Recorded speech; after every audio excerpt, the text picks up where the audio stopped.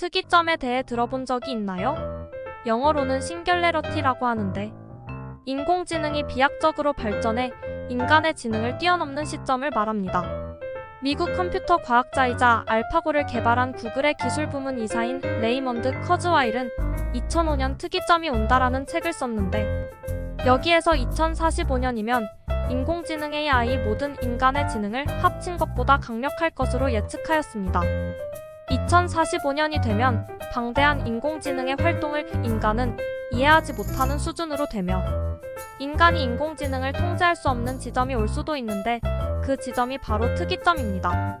그런데 문제는 갈수록 특이점이 발생하는 시점이 가까워지고 있다는 전망이 힘을 얻고 있다는 점입니다. 심지어 2030년에 특이점이 온다고 주장하는 학자도 있습니다. 특이점이 현실화되면 알파고가 이세돌을 이겼을 때와는 비교가 되지 않을 정도의 충격을 인류 문명에 줄 수 있습니다. 특이점 이후의 세상은 어떻게 될까요?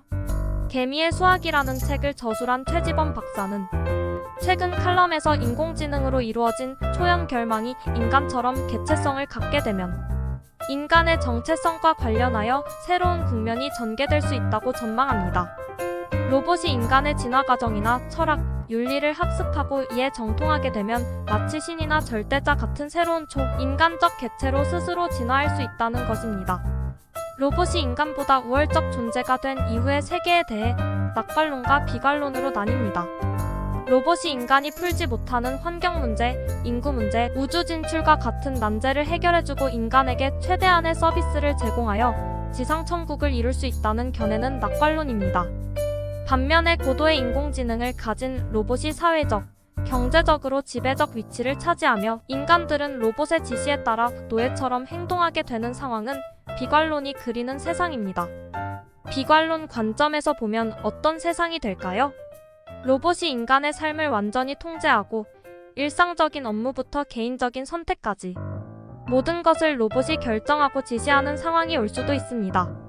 로봇이 인간의 의사결정을 완전히 대체하면서 인간은 자유와 독립을 상실하게 됩니다. 로봇의 지시에 따라 삶을 살아가는 인간들은 자신의 의지와 가치를 찾기 어려워집니다. 그렇게 되면 로봇과 인간의 관계가 악화될 것입니다. 로봇 지배로 인간과 로봇 사이의 감정적 상호작용이 부재하면서 인간은 감정적으로 고립되고 외로움을 느끼게 됩니다. 로봇이 인간의 감정을 이해하거나 공감하지 못하면서 인간과 로봇 사이의 깊은 이해와 정서적 소통이 사라지는 상황이 형성됩니다. 당연히 로봇 지배에 대한 도덕적 회의와 인간의 저항이 심화될 것입니다. 인간은 자신의 가치, 자유, 독립성, 다시 말해 인간의 정체성을 지키기 위해 로봇 지배에 대항하고 저항할 것입니다.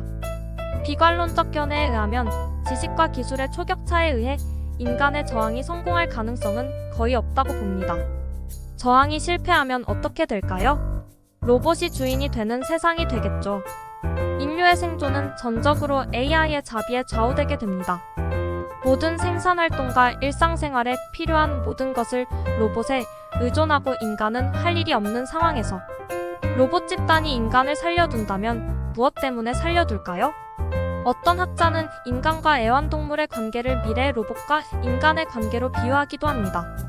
인간이 하는 일은 없지만 초자아를 가진 개체인 로봇이 자신의 정서적 만족을 위해 인간을 애완동물처럼 키우고 데리고 놀 수 있다는 것입니다.